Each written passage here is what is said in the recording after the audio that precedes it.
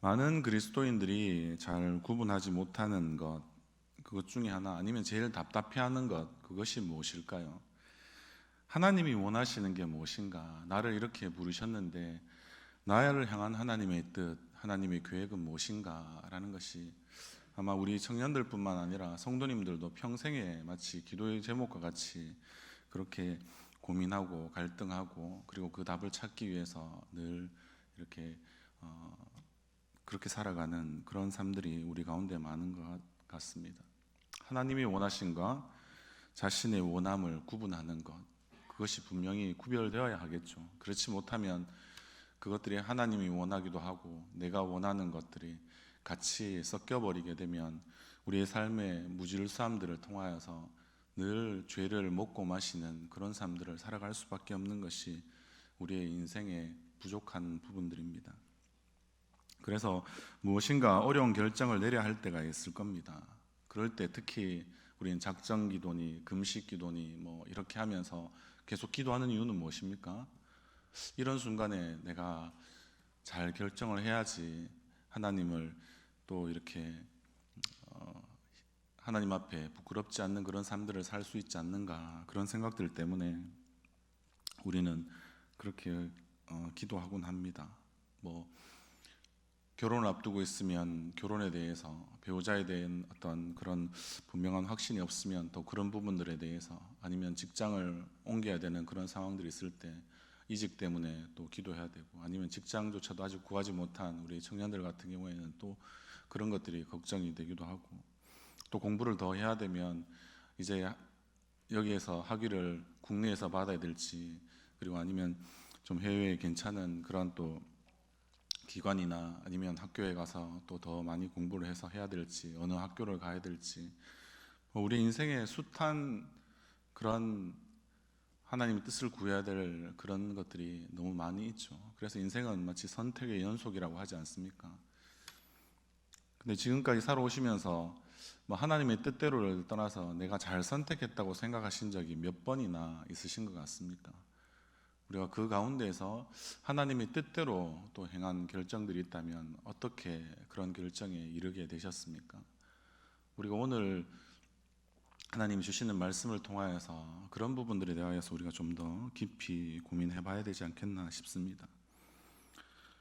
어쨌든 우리가 그러한 여러 기준을 통하여서 인생의 향방들을 결정하는 그런 순간들이 왔을 때 자신에게 유리한 방향으로 우리는 결정하는 경우가 실제는 많이 있죠. 그런데 결국에는 그것이 나중에 지나고 보면 어떤 생각이 듭니까? 내 욕심이었구나 라는 생각이 들 때도 많이 있습니다.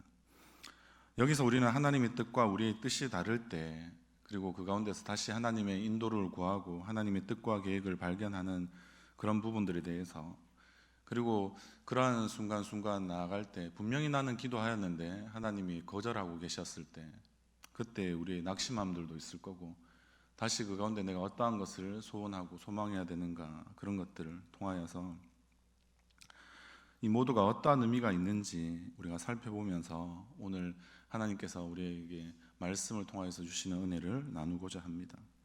오늘 본문은 바울의 뜻이 주님에 의해서 막히게 되는 것을 우리는 보게 됩니다.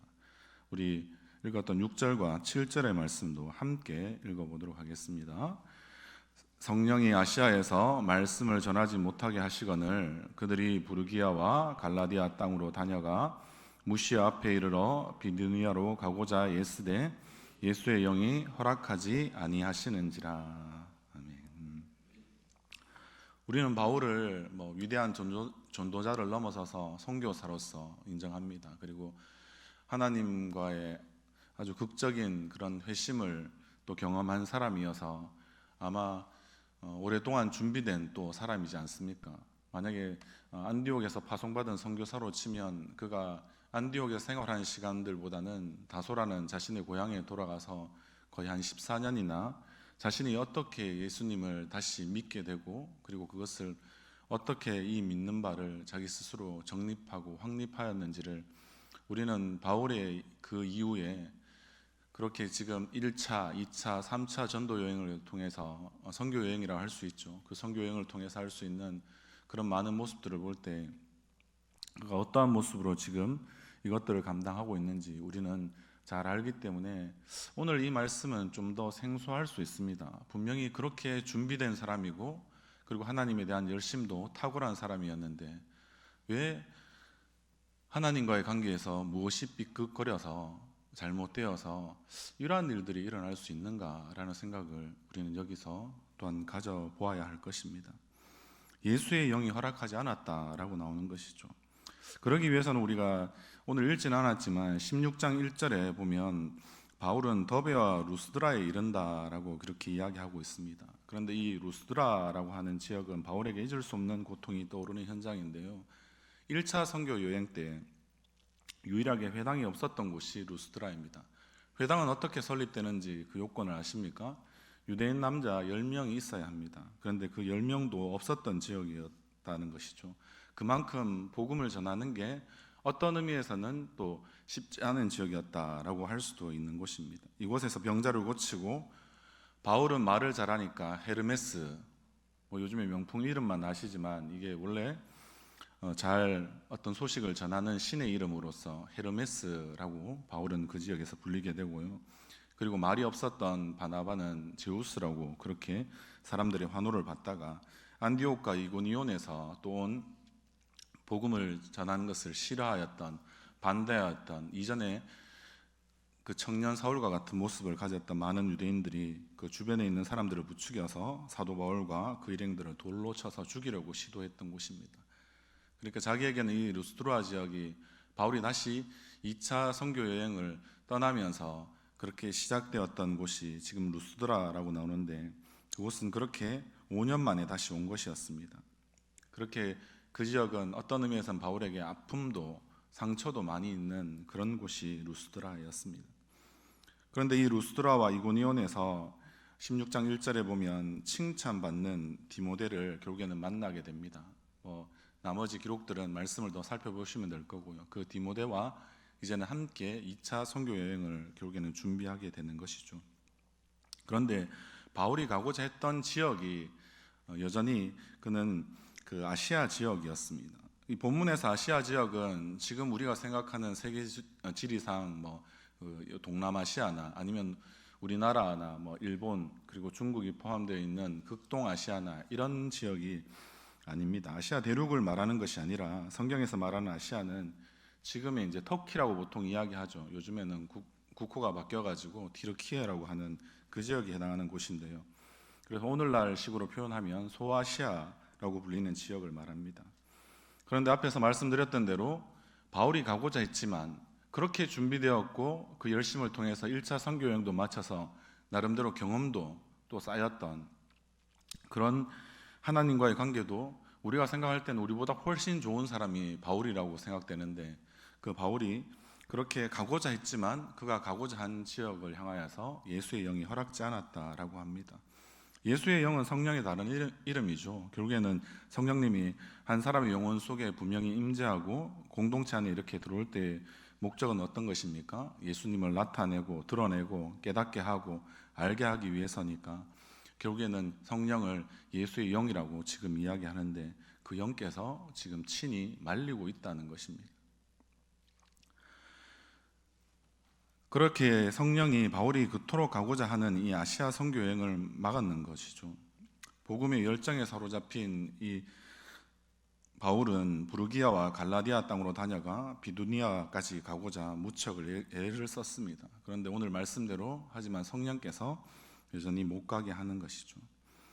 2차 선교 여행은 하나의 일행을 소개해 보면 바울뿐만 아니라 앞에 나왔던 디모데도 있었고요. 그리고 이제는 그 가운데 또 한 사람이었던 아마 실라라는 인물도 실제는 아마 시작할 때 같이 1차 선교 여행 때 바울이 바나바와 함께 떠났던 것처럼 그렇게 실라라는 인물이 있었고요. 그리고 또 우리가 이제는 잘 아는 오늘 사도행전과 그리고 누가복음의 저자라고 알려져 있는 의사 누가가 결국에는 함께하는 그런 한 팀으로서 구성되어서 이렇게 계속해서 해나가고 있었습니다.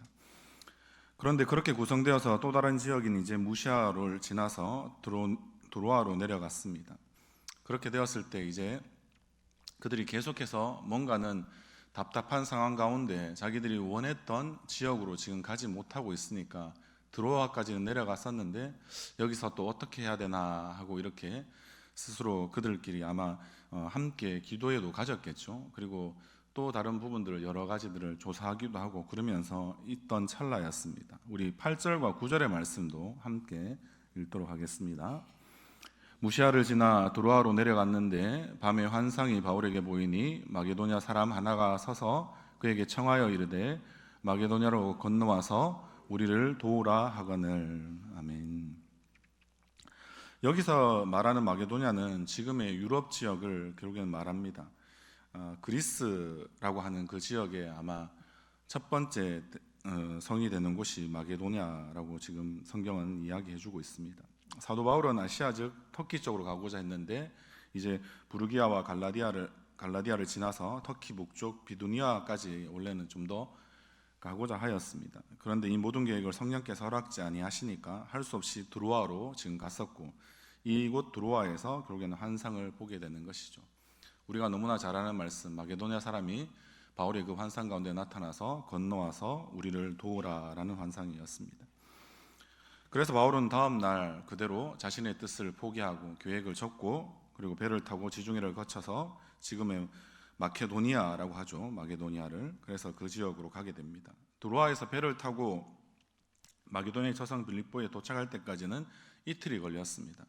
그런데 오늘 본문 다음에 여러 모습들을 살펴보면 실제는 드로아에서 지금 마게도니아까지 가는 시간이 이틀 걸릴 그러한 배의 거리가 아니었습니다.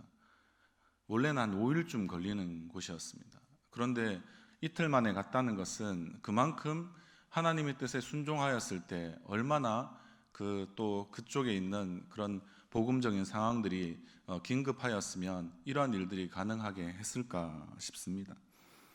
우리는 너무나 잘 아는 가장 자신의 민족을 사랑하고 그리고 그러하였을 때 하나님이 복음을 전하라고 했을 때 복음을 전하는 것을 반대했던 사람이 우리는 요나라는 인물을 알고 있습니다. 그래서 니누에라고 이야기하는 그때 당시에 아수르의 그 제국의 수도였다고 이야기하는 그곳에 가서 복음을 전하라라는 그런 말씀을 들었던 요나는 싫어서 어떻게 합니까? 그는 반대로 다시스로 가게 되죠. 그렇게 되었을 때 하나님께서 그에게 어떻게 작업하십니까? 못 가게 막으시기도 하고 결국에는 광풍을 일으키시고 그리고 그걸 통하여서 요나가 회개할 수 있는 돌이킬 수 있는 기회를 허락하시기 위해서 큰 물고기 배속으로 그가 결국에는 들어가게 되는 그런 사건이 있지 않습니까? 하나님은 자신의 계획을 위해서 모든 자연 만물을 사용하신다라는 것을 우리가 이해할 때 이것은 5일 걸릴 거리를 이틀 만에 가는 것은 그렇게 하나님께는 어려운 일이 아니죠. 마치 손가락을 그냥 하나 갖다 하면 충분히 일어날 수 있는 그런 일들이지만 그만큼 하나님의 뜻에 맞게 행하는 그 바울과 그 일행을 통하여서 하나님께서는 그들이 순적하게 그리고 재빨리 움직일 수 있도록 그렇게 역사하시는 그런 모습들을 우리는 또 살펴볼 수 있다라는 말씀입니다. 그러나 여전히 우리는 이 시점에서 다시 한 번 더 물어봐야 합니다. 오늘 본문의 내용은 이것이 결국에는 다인 것이죠. 그런데 왜 성령님은 아시아로 가려고 애쓰던 그런 바울의 길을 막고 마게도냐로 길을 열어주셨을까라고 우리는 질문을 할 수 있어야 한다는 것이죠. 바울은 앞에서 말씀드렸지만 참 준비된 일꾼이었습니다. 그런데 그 준비되었다라는 말에 또 한편을 살펴보면 상당한 많은 위험성도 가지고 있는 인물이 바울임을 우리는 살펴볼 수 있는 그런 게 되어야 할 것입니다. 하나님은 완벽주의자이기도 하고 또 때로는 마치 결벽주의자 같기도 하고 그리고 유대인들로서 바울이 살았을 때는 그리스도인들을 죽이는데 그 핍박하는데 그만큼 열심이었던 자가 없었지 않습니까? 그것이 자기 스스로 생각할 때는 하나님을 위한 열심이었으니까요. 그러니까 하나님께서 예수님이 그에게 나타나셔서 결국에는 그를 바꿔주셨을 때 그 하나님을 위한 열심이 제대로 그에게는 작동하기 시작하였죠. 그렇지만 그런 바울을 택해서 하나님께서 이 복음을 전하게 하실 때 바울이 여전히 갖고 있던 그의 어떤 고집이라고 할까요? 주장이라고 할까요? 그런 모습들이 한꺼번에 쉽게 바뀌었을 거라고 여러분들 생각하십니까 혹시? 1차 선교 여행을 통해서 많이 다듬어지고 2차 선교 여행을 통해서는 더 다듬어지고 3차 선교 여행을 통해서는 더 빚어지고 그러면서 점점 그가 주님을 위해서 자신의 목숨까지도 이렇게 드릴 수 있는 그런 모습으로 바뀌어 갔다라고 보는 것이 훨씬 더 우리에게는 이해하기 좋은 바울의 모습 아닐까요? 그래서 오늘 1차 선교 여행을 떠나고 2차 선교 여행을 지금 준비하는 과정 가운데 있었던 이 바울에게 일어난 이러한 사건들, 분명히 주님을 위해서 자신의 최선을 다했다고 생각하는데 주님이 그 일을 하지 못하도록 지금 막으시는 상황에 바울이 처해 있었다는 거죠. 그래서 이 바울은 원래 우리가 알기에는 이 다메섹에서 그가 회심했던 그런 일들 가운데 말씀을 주셨던 귀한 말씀은 무엇이냐면 너는 내가 이방의 복음을 위해 택한 나의 그릇이다 라고 말씀하셨죠. 그런데 지금 사도 바울은 자신의 한계 내에서 자신의 아마 생각 그리고 자신의 고집, 자신의 주장 안에서 보면 또 하나의 어떤 지역 개념에 사로잡혀 있었다라는 사실을 볼 수 있습니다. 바울은 터키 지역으로 가기 위해서 계속해서 자신의 마음과 정성을 다 기울였던 것이죠. 터키까지만 복음을 전하고 그 지역에 흩어져 있던 유대인들에게도 복음을 전해야겠다라는 정도로까지만 그는 아마 생각하는 것이 그의 2차 선교 여행의 목표였던 것 같습니다. 하나님의 계획과 뜻은 이보다 더 큰 것이었음을 바울은 잘 알아차리지 못했다라는 것이죠. 왜 알아차리지 못했을까요? 우리가 때로는 영적으로 민감하고 또 민첩하게 우리가 행동해야 할 때 그때 잘 되지 못하는 것은 하나님의 관계가 우리가 분명히 하나님을 위해서 일을 하고 주를 위해서 우리가 열심히 하고 또 예배도 잘 드리고 기도도 하고 우리로 치면 말씀도 잘 듣고 하지만 그러나 우리가 가지고 있는 마치 사도 바울처럼 우리가 생각하고 있는 그런 것들이 하나님의 뜻과는 다를 수 있다라고 잘 생각하지 않는다는 것이 바울의 패착이었다라고 볼 수 있는 것이죠. 그러니까 우리는 실수가 많은 인생들이잖아요. 그러다 보니까 실수 없으신 하나님을 우리가 온전히 신뢰하는 법을 하나씩 익혀나가는 것은 우리의 생각만큼 쉽지 않을 수 있습니다. 그것은 나이가 많다고 더 그런 부분에 대해서 더 다듬어지고 성숙되어 있는 모습들이 있는 것이 아닐 수 있고요. 그리고 나이가 적다고 해서 그렇지 않습니다. 주님과 매일매일의 삶 가운데서 얼마나 동행하고 동력하고 있었는가가 아마 그것의 기준이 되지 않을까요? 바울도 치열하게 하나님과 동행하는 그런 주와 동행하는 그런 삶들을 살았고 주와 동력하는 그런 모습들이 많이 있었지만 여전히 좀 미숙한 부분들이 여기에서 많이 발견된다라고 생각할 수 있다는 것입니다. 성령께서 바울을 택할 때 원래 원하셨던 것은 아시아 지역에 한정되어 있었던 것이 아닙니다. 결국에는 이방의 복음을 위하여서 택한 나의 그릇이다라고 할 때 그 이방은 어떻게 했습니까? 아시아의 지역에만 한정시켰겠습니까? 그러면 우리는 아마 복음을 들을 수 없었지 않겠습니까? 그런데 그 지역이 땅끝이라고 하는 것이 바울에게 땅끝은 여전히 아시아 지역에 머물러 있었던 것이고요. 그러나 하나님이 생각하시는 땅끝은 이제 유럽으로 나가야 한다라는 것을 이야기하는 것이죠. 그래서 하나님은 이렇게 말씀하시는 것입니다. 내가 택한 백성이 땅끝에 많이 흩어져 있는데 왜 이곳에만 너는 머무르려고 하느냐라고 지금 바울에게 말씀하시는 것이죠. 밤에 환상을 보게 해서 바울 일행을 드로아라는 이 항구 도시에 결국에는 세우게 만들고요. 그리고 배를 태워서 보내게 되는 것이죠.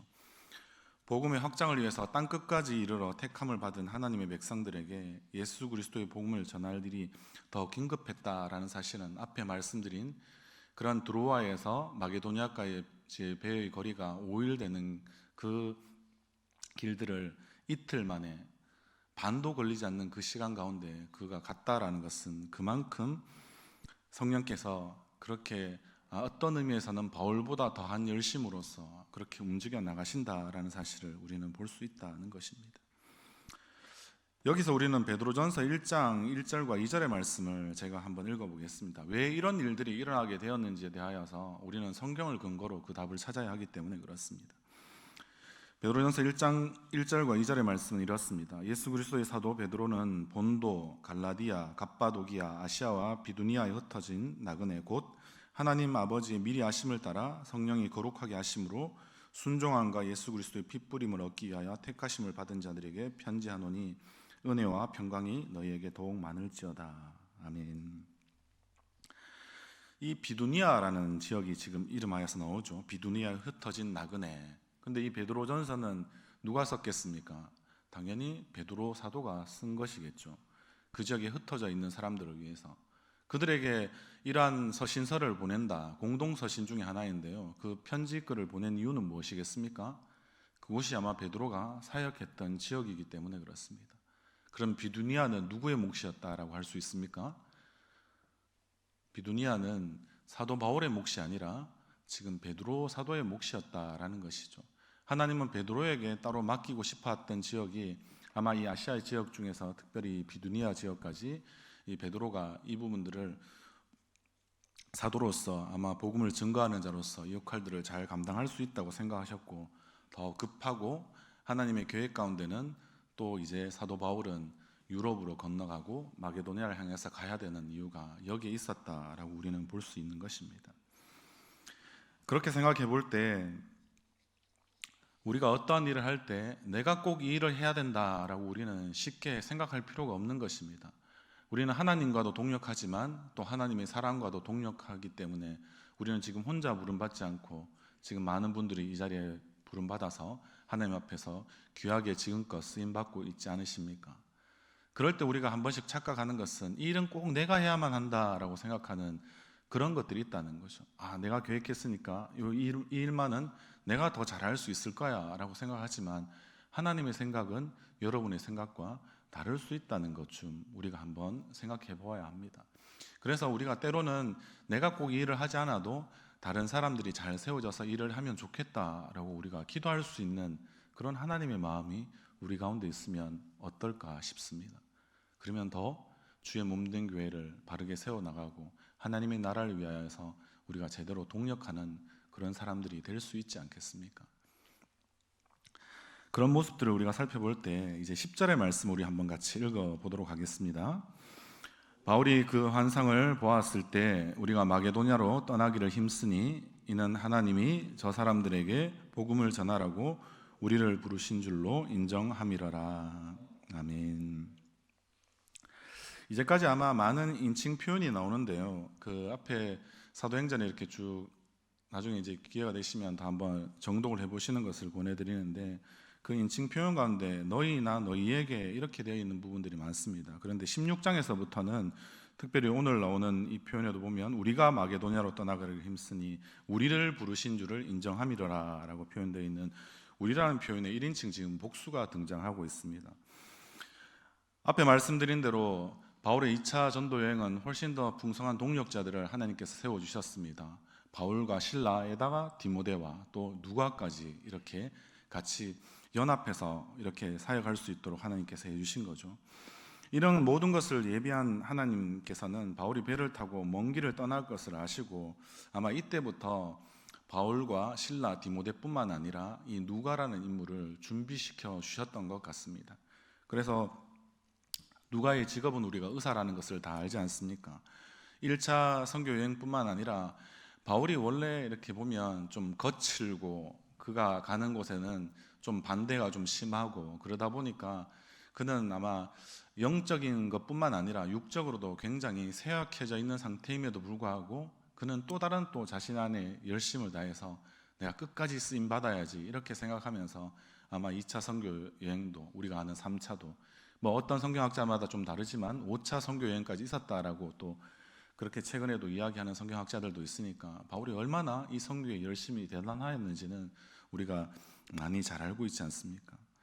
그렇게 하다 보니까 어떻습니까? 많이 쇠약해져 있는 상태입니다. 그리고 우리가 바울의 서신서에서 살펴본 것처럼 바울은 자기에게 있는 그런 가시가 있었습니다. 뭐 그것이 어떠한 것인지는 우리가 정해놓을 필요는 없지만 그만큼 자신의 가시, 연약함들이 있었다는 것을 우리가 볼 때 바울이 이 선교 여행을 잘 감당하려면 이제 의사 누가의 도움이 지금은 필요한 시점이 되었다라는 것이 하나님의 판단이실 겁니다. 아마 그래서 이 누가가 바울을 잘 도와서 아마 계속해서 이 선교 여행을 잘 행할 수 있도록 그렇게 동력했을 것입니다. 그런 모습들만 봐도 하나님의 어떤 세밀하신 그런 준비하시고 그렇게 지혜롭게 대처하시고 그 모든 일들을 진행하신 것을 보았을 때 바울의 1차, 2차, 3차 아니면 5차까지 이어지는 선교 여행의 주역은 누구겠습니까? 하나님이시죠.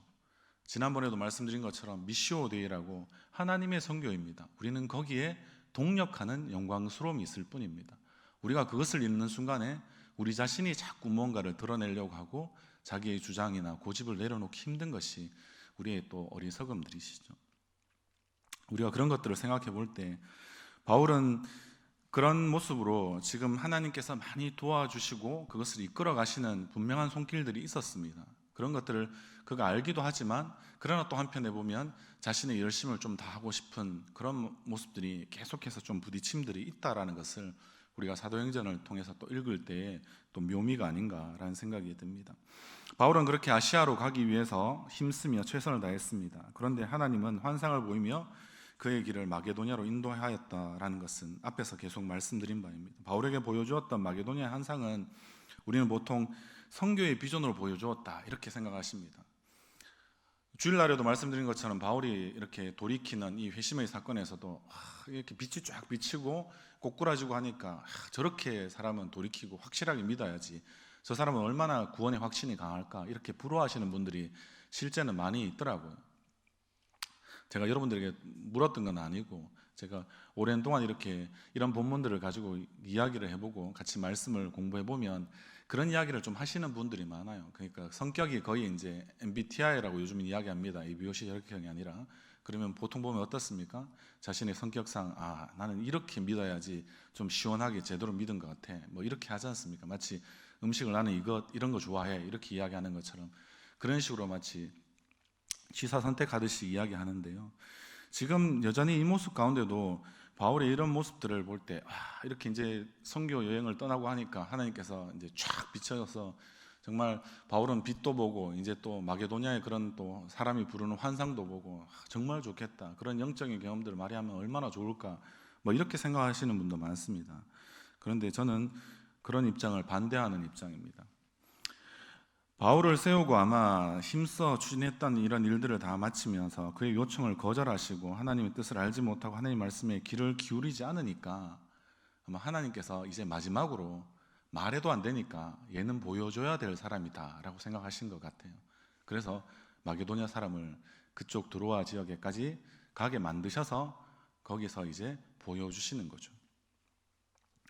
10절 하반절에 이 말씀을 해석할 수 있는 근거가 있습니다. 인정하다라는 말인데요. 인정하다는 말은 원래는 두 가지 뜻이 있습니다. 뭐 연합하다, 결합하다라는 뜻도 있고요. 그리고 여기서는 아마 설득되어지다라는 뜻도 있습니다. 그런데 헬라어로 이 뜻이 신비바조라고 하는데요.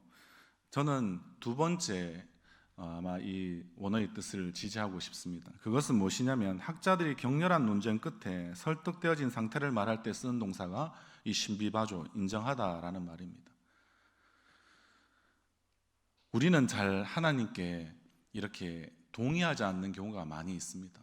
사도 바울과 같은 성정을 가지신 분들은 아마 좀 열심을 다해서 이렇게 신앙생활을 하시는 분들에게 나타날 수 있는 오류와 같은 모습들인데요. 하나님이 그분들을 하나님께서 설득하시기 위해서 때로는 온갖 수단을 다 동원하시지만 이 환상까지도 특별히 사도 바울을 통하여서는 하나님께서 준비하셔서 그렇게 설득하시는 것이었습니다. 환상을 보고서야 바울이 결국에는 그 가운데 설득된 상태로 자기가 자신의 가는 길을 다시 돌이켜서 결국에는 마게도냐로 가게 된다라는 것이죠. 바울은 그렇게 고집이 센 완벽주의자였습니다. 뭐 아는 것도 실제는 많다라고 우리가 서신서에서도 확인할 수 있지 않습니까? 그렇게 되면 좀 어떻습니까? 아는 것이 많은 사람은 남의 말을 좀 잘 안 듣죠. 그 남에는 하나님까지 포함해서 그렇습니다. 그래서 하나님까지도 환상을 보여서 그를 설득하게 된 것이다라는 거죠.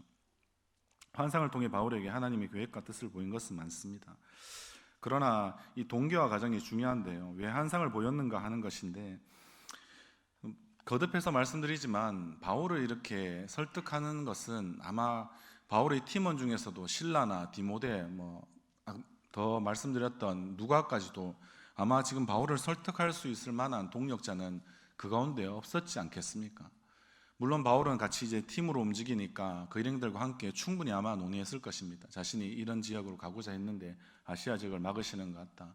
성령께서는 이것을 원하지 않으시는 것 같다. 이제 이 정도는 깨달았지만 또 그러면 어디로 가야 될까 싶어서 부르기아, 갈라디아, 이제는 그 무시아를 지나서 드로아까지 이르는 그런 하나의 여정들을 지날 때마다 바울과 아마 그 일행들은 충분히 많이 고민하고 나름대로 논의하였을 것입니다. 그러나 그 중에 누구도 지금 바울을 설득할 수 있는 사람은 없었겠죠.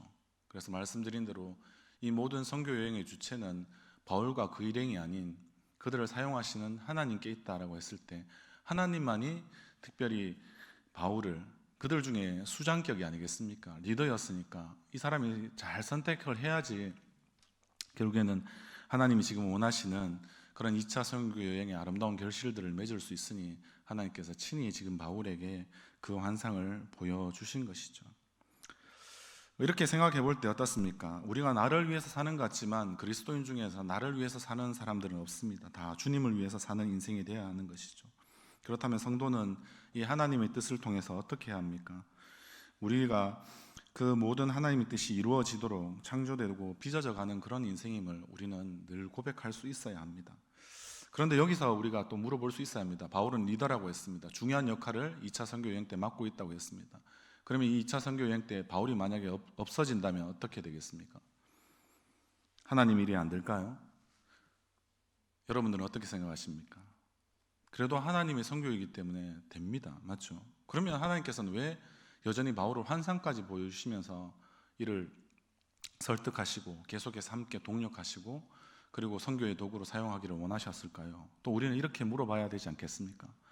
바울이 탁월하고 능력이 많아서 이전에도 유대교에서 해박하였으니까 마치 이제 반대로 기독교로 전향하면 훨씬 더 많은 논리를 가지고 그들에게 반박하고 그들을 꺾어낼 수 있는 그런 하나님의 훌륭한 도구가 되지 않을까 생각해서 하나님은 그 능력을 사용하고 싶어서 결국에는 바울을 다시 환상까지 보여주면서 마게도냐로 보내셨을까요? 그렇지는 않으실 겁니다. 하나님이 바울을 사랑해서 그를 통해 역사하기를 그냥 원하셨기 때문입니다. 그렇기 때문에 바울처럼 좀 누가 봤을 때도 능력 있는 사람으로 보이더라도 그것도 또한 좋지만 혹시 그렇지 못한 연약하고 부족한 인생이라도 하나님의 손에 붙들리고 하나님의 뜻에 사로잡히면 바울이 아닌 그 누구라도 하나님의 뜻대로 그렇게 잘 쓰임 받는 그런 사람이 될 수 있습니다. 그렇지만 그것에는 항상 힘들 수 있습니다. 그리고 또한 영광도 함께 그 인생 가운데 동반이 되겠죠.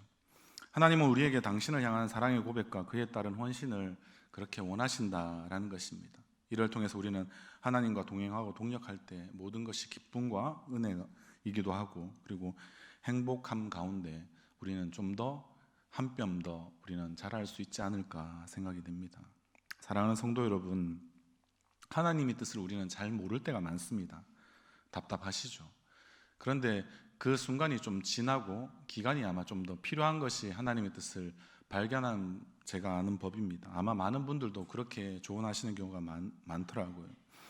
그러면 우리에게는 인내하는 것이 필요합니다. 그리고 욥처럼 좀 잘 기다리는 것이 필요하지 않습니까?